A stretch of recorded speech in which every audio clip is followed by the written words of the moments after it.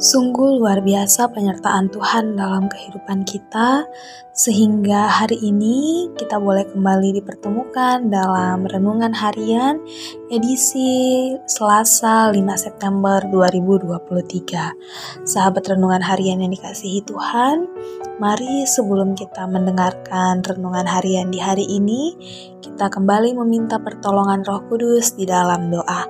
Mari berdoa. Allah Bapa yang kami kasihi dan yang kami sembah di dalam anak-Mu Yesus Kristus, terima kasih karena penyertaan-Mu yang tak pernah berkesudahan dalam kehidupan kami. Hingga di hari ini, kembali kami Engkau izinkan untuk mendengarkan renungan bersama-sama melalui YouTube ini.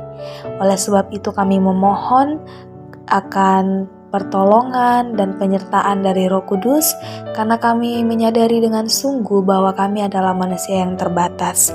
Oleh sebab itu, kiranya Roh Kudus-Mu menuntun dan menyertai kami, agar kami bisa mengerti dan melakukan pesan firman-Mu dalam kehidupan kami setiap hari.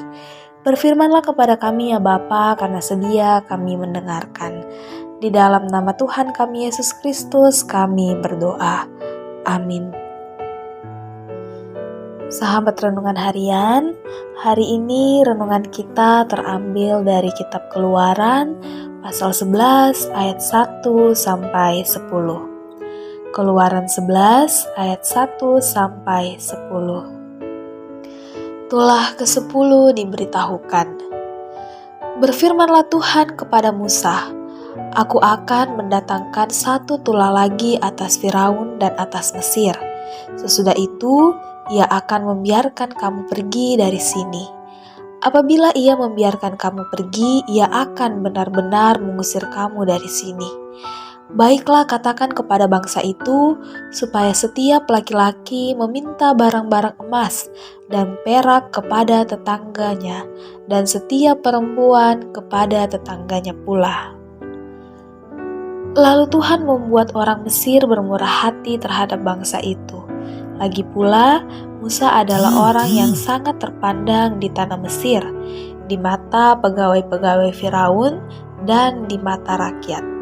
Berkatalah Musa, Beginilah firman Tuhan, pada waktu tengah malam, aku akan berjalan dari tengah-tengah Mesir, maka tiap-tiap anak sulung di tanah Mesir akan mati. Dari anak sulung Firaun yang duduk di tahtanya, sampai kepada anak sulung budak perempuan yang menghadapi batu kelangan, juga segala anak sulung hewan. Dan seruan yang hebat akan terjadi di seluruh tanah Mesir, seperti yang belum pernah terjadi dan seperti yang tidak akan ada lagi. Tetapi kepada siapa juga dari orang Israel, seekor anjing pun tidak akan berani menggonggong, baik kepada manusia maupun kepada binatang, supaya kamu mengetahui bahwa Tuhan membuat perbedaan antara orang Mesir dan orang Israel. Dan semua pegawaimu ini akan datang kepadaku dan sujud kepadaku serta berkata, Keluarlah, engkau dan seluruh rakyat yang mengikut engkau. Sesudah itu aku akan keluar.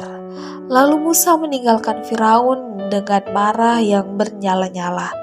Berfirmanlah Tuhan kepada Musa, Firaun tidak akan mendengarkan kamu, supaya mujizat-mujizat yang kubuat bertambah banyak di tanah Mesir. Musa dan Harun telah melakukan segala mujizat ini di depan Firaun. Tetapi Tuhan mengeraskan hati Firaun sehingga tidak membiarkan orang Israel pergi dari negerinya. Demikianlah firman Tuhan. Amin. Sahabat Renungan Harian, hari ini renungan kita digarisbawahi oleh sebuah tema, bukan karena raja berbaik hati. 9 tulah yang dikirimkan oleh Tuhan ternyata belum cukup untuk membuat Firaun dan orang Mesir takluk dan membiarkan orang Israel pergi sebagaimana titah Tuhan.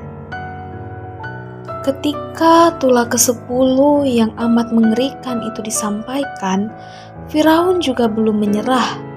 Rupanya Tuhan membiarkan Firaun untuk terus menolak sampai mengalami kondisi keras hati atau keras kepala.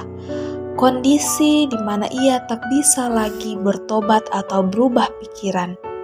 Penolakan Firaun dibiarkan Tuhan sebab ia mau menyatakan bahwa pembebasan dari perbudakan adalah karya Allah semata, bukan karena kemurahan hati orang Mesir, bukan karena kebijakan pemerintah, dan bukan karena Firaun mengizinkan.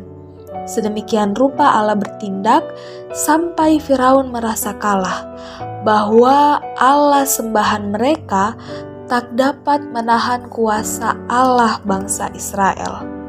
Hingga akhirnya mereka lalu mengusir orang Israel. Sejak awal, Allah telah menyatakan bahwa karya pembebasan itu semata-mata karena anugerah-Nya. Tidak masuk akal bahwa kelompok yang tumbuh subur, berkembang biak sebagai budak di Mesir itu mengalami perubahan yang tak terkirakan. Bagaimana mungkin seorang Musa yang aman dan nyaman hidupnya di istana bisa dengan berani menentang sang raja yang telah membesarkan dan membuatnya sukses menjadi orang penting di kerajaan? Allah sendirilah yang menghendakinya dan tak ada yang bisa menghalanginya. Bila kita mengalami keadaan menjadi lebih baik, hidup semakin dihidupi dalam kemerdekaan dan kemajuan pada berbagai bidang, ingatlah bahwa itu semua karena Allah sedang bekerja menyatakan kehendak-Nya. Itu semua bukan karena kebaikan hati penguasa atau karena kemurahan hati sesama. Namun itu semua karena kebaikan hati Allah dan bahwa Allah ingin kita mengalami kebaikan-kebaikan maupun kepahitan-kepahitan dalam hidup agar Dia bisa menyatakan kehendak-Nya.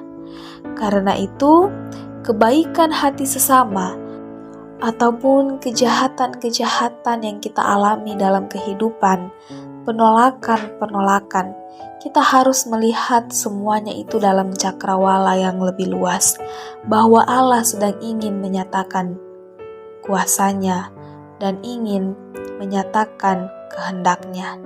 Ingatlah selalu bahwa kebaikan hati yang kita alami dalam hidup ini harus kita lihat dalam cakrawala kemurahan Allah. Amin. Roh Kudus menolong kita. Mari kita bersatu dalam doa. Kami bersyukur kepadamu ya Bapa yang sedang dan kami percaya selalu menyertai kehidupan kami. Ajarlah kami untuk selalu mengingat bahwa setiap hal yang terjadi dalam hidup kami atas seizin-Mu dan atas kehendak-Mu. Oleh sebab itu kami mohon ya Bapa, ajar kami untuk mau berproses dalam firman-Mu, serta sempurnakanlah firman itu dalam kehidupan kami. Di hari ini ya Bapa, kami menyerahkan seluruh kehidupan kami.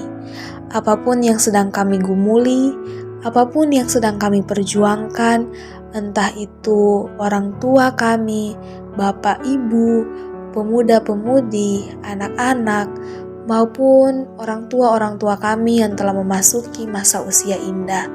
Bapa, Engkau memberkati. Bagi setiap mereka yang sakit, Engkau Tuhan yang menyembuhkan. Bagi setiap mereka yang berbeban berat, Engkau Bapa yang senantiasa meringankan itu semua. Bagi mereka yang berduka cita, Engkau Bapa sumber penghiburan dan damai sejahtera. Bagi mereka yang bersuka cita, apapun situasinya, Engkau yang akan menyempurnakan sukacita itu dan akan terus memperlengkapi mereka dalam kasih karunia-Mu.